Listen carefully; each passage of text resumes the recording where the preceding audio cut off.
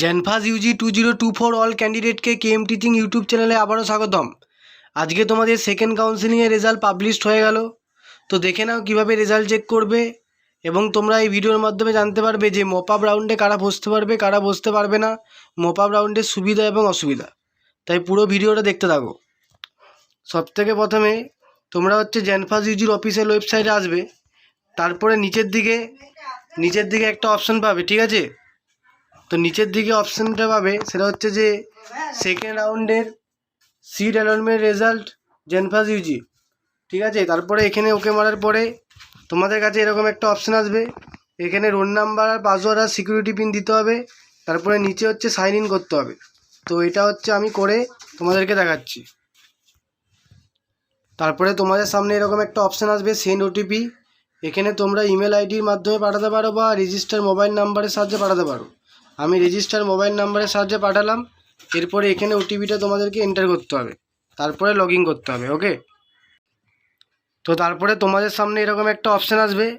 এইখানে দেখতে পাচ্ছ সিট অ্যালটমেন্ট রেজাল্ট লেখা আছে, ঠিক আছে? তো এইখানে যদি তোমরা ক্লিক করো তাহলে তোমরা দেখতে পাবে যে চান্স পেয়েছো কি পাওনি। তো এখানে আমি দেখো ক্লিক করে তোমাদেরকে দেখাচ্ছি। ওকে, দেখতেই পাচ্ছ এই যে ক্যান্ডিডেট দেখাচ্ছে যে dear candidate, as per your field choice no seat has been allotted to you in this round. অর্থাৎ এই ক্যান্ডিডেট এই রাউন্ডে কিন্তু কোনো কলেজ পায়নি, ঠিক আছে? যদি তোমরা কোনো কলেজ পেতে তাহলে তোমাদের এইখানে এইরকম কিন্তু এসএমএসটা শো করতো না। এইখানে তোমাদের কিন্তু কলেজের নাম এবং তুমি কোন রাউন্ডে চান্স পেয়েছো, কোন ক্যাটাগরিতে চান্স পেয়েছো, ঠিক আছে, কোন কোর্সে চান্স পেয়েছো, বিএসসি না প্যারামেডিক্যাল না বিএইচএ, সেগুলো কিন্তু সব শো করতো। যেহেতু এই ক্যান্ডিডেট কোনো কলেজে চান্স পায়নি তার জন্য এরকম শো করছে। ওকে, আর এইখান থেকে তোমরা একটা ইউনিক অ্যালোকেশন আইডি পাবে, যেটা কিন্তু তোমাদের অ্যাডমিশনের সময় লাগবে। এইভাবে তোমরা কিন্তু রেজাল্ট চেক করতে পারবে। এরপরে আমরা আসছি, সেটা যে কারা কারা মপ আপ রাউন্ডে বসতে পারবে আর কারা কারা পারবে না। সবথেকে প্রথমে আসছি যারা যারা মপ আপ রাউন্ডে বসতে পারবে।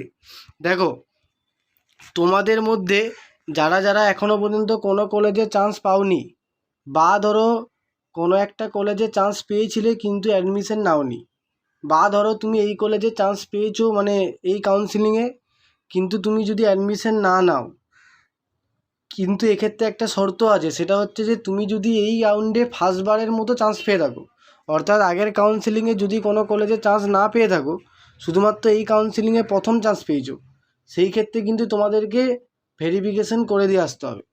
আদারওয়াইজ কিন্তু মপ আপে বসতে পারবে না।